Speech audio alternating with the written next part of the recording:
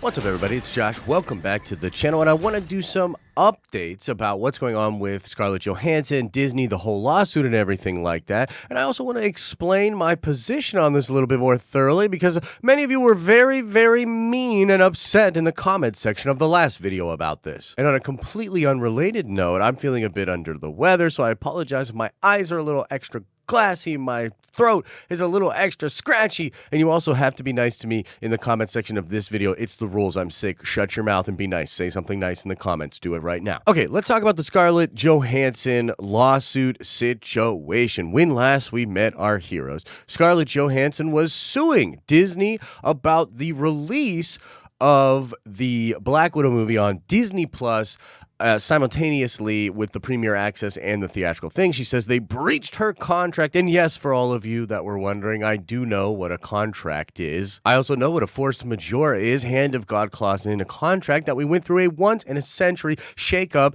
that really nobody had any control of, and that contracts, just like hearts, are meant to be broken. Now, look, this lawsuit is ugly, bro. It is ugly. Just, you can read what Disney said coming back, calling her sad and distasteful and callous, you know what I mean? Very, very strong language, unusually strong in that lawsuit. And that's because I think, again, as I've been saying since the beginning, this is way more than about a contract, okay? One of the things that we talked about on Friday was the possibility of Dwayne The Rock Johnson, Emma Stone, and other people suing Disney for the simultaneous release, the premiere access and the theatrical access. Now, it says here, according to this website over here, which is insidethemagic.net, I don't know much about insidethemagic.net, but I do know that this report has been corroborated by a lot of other different places. I saw Grace Randolph doing a breakdown about this as well.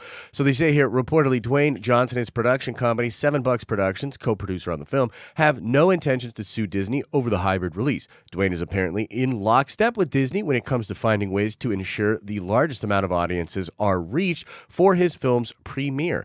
Johnson is also working with Disney in many capacities, producing the latest Disney Plus series Behind the Attraction. Okay, so pretty interesting stuff there. Now, my big takeaway on this, again, this was something, I saw Grace talking about this, and it's so true. Dwayne is in a kind of completely different situation than Scarlett for 2 main reasons. Number one, he has all this other stuff going on. He has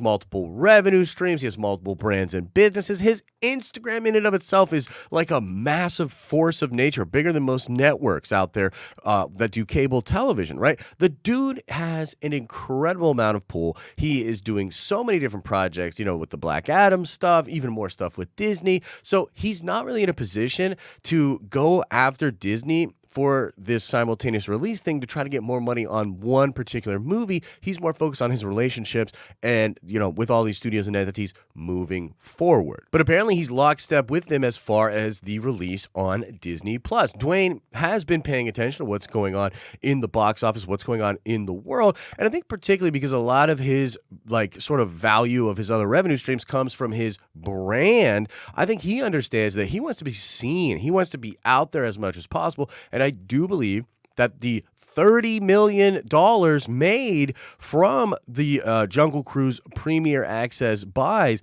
puts him in front of a ton of different eyeballs, right? That's almost as much as what Jungle Cruise made in the box office. It made like $31 million, right? So again, Disney releases that number. Dwayne's not going to sue. It kind of feels like the pendulum, if there is one, is swinging back in the favor of Disney here. Emma Stone likely not to sue, as there will likely be a Cruella sequel. And look, what Disney said in their clapback to Scarlett was that oh, no, we are giving her extra compensation from the premiere access thing. And Dwayne says he's happy with what's going on. I assume he's getting a chunk of that as well. And so, I don't know, it's starting to look like Disney might just try to weather the storm on this thing And we'll talk about this in a moment, but I don't think they're going to pay Scarlett a friggin' dime for this, okay? So we'll get into that in just a second, but there's one more aspect of the story that I think is really interesting, and it's sort of like a deafening silence sort of thing, okay? So the silence of Robert Downey Jr., Mark Ruffalo, and Chris Evans speaks volumes, okay? This is on the Indian Express. Again, not super familiar with the website, so apologize if they have like the worst reputation online. They can't. I thought that was us. Anyway, they're talking in this article about how nobody is really coming to the defense of Scarlett in this situation. And that is kind of interesting because you will recall that Elliot Page had said some stuff about Chris Pratt and the church that he goes to, and basically made all this kind of negativity go towards Chris Pratt just for being a Christian, right?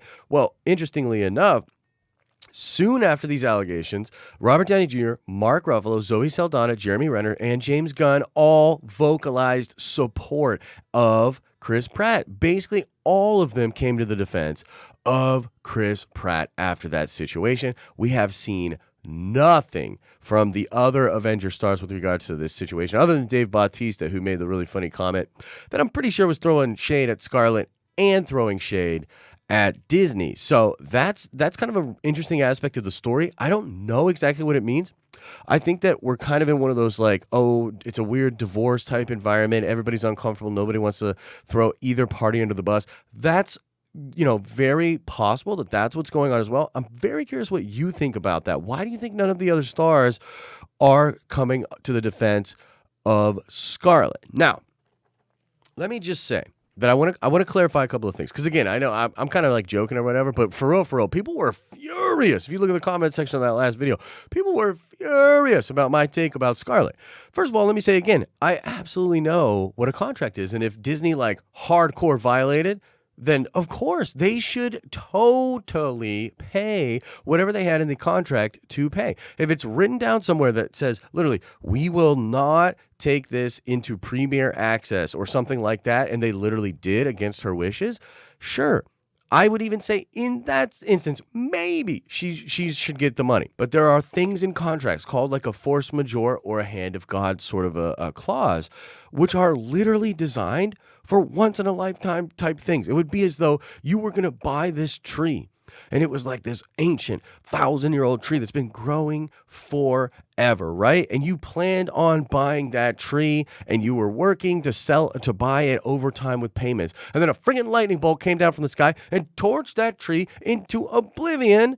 Are you telling me that just because of that contract, you should now have to pay for this torched tree for the rest of time? Many of you out there are probably like, yeah, pay for the torched tree. That's really not how contracts work. And again, I said this kind of before, tongue-in-cheek, but contracts are sort of made to be broken. You could totally breach a contract. It's just then you will be litigated for breaking that contract. And if they can prove that you just had there was no reason for you to break that contract, no precedence for you to break the contract, and you just broke it to be a dick, absolutely, you will be held liable for that.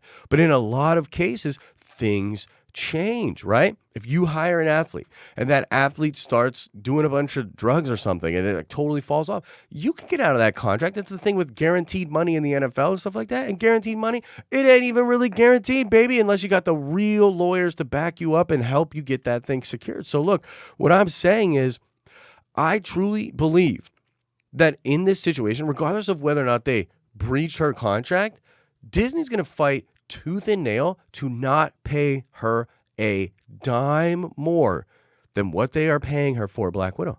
Because, you see, this is really about the future of the entertainment industry in Hollywood trying to set a precedence with this case that will show that if Disney does things like that and takes things in more of a streaming direction, that other parties are eligible for some kind of compensation. That is why her lawyer used language talking about how Disney is hiding behind the pandy and saying things are being forced when really what they're trying to do is bolster their subscription numbers on Disney Plus to get their stock price up. That's sort of the argument. And that's his language. He said that to the press. So a lot of you guys are like, she's not going after the subscriptions She's not going after that money. Dude, her lawyer said it to the press. I guarantee you it gets brought up in court. Guarantee you it's a part of the precedence that's trying to be set with this case. Because again, I don't think this is about Scarlett's personal pocketbook. I think a lot of parties are vested in this. I think she was pressured to do this, and I think that she's doing it in part maybe because of the Screen Actors Guild, maybe because of other producers and people that she knows, maybe because of, I don't know, her agents or something crazy. There's something going on that I think is making her take this shot. And Disney is now put in a position where they're going to be forced to defend what they are doing and say that it's for the consumer, and they're going to try to really paint Scarlett as coming like after them in a greedy, callous way, and they're just trying to be good for the consumers. Now, look, we all know Disney. We all know what time it is with Disney. Disney is not the all good altruistic company. Far from it. Far from it. They're a big time corporation. They've done a lot of heinous stuff. But in this regard, I personally feel again that Scarlett is a little bit out of pocket.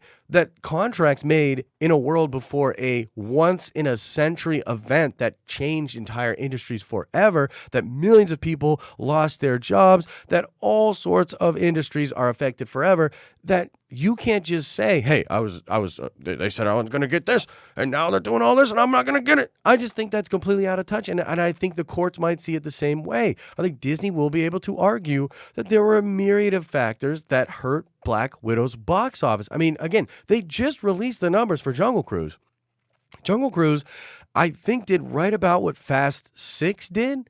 You know what I mean? Or Godzilla vs. Kong. It's one of those movies that was released for free and for theaters. And it did about what that movie did in the domestic box office, plus almost what that did again over on Premier Access, suggesting that the entire box office is diminished. It's not just because of Premier Access. Again, that other movie, I forget which one it is, that other movie was for free on HBO Max, and it still did about the same as Jungle Cruise did in the box office. The box office is having problems, people. Could just be the bug in the air and the worry about that. It could just be that we're used to streaming and YouTube and podcasts now. It's probably a combination of different things. But again, I say to you, I think in this instance that I think Scarlett's wrong, and I think that Disney's not going to give her a dime.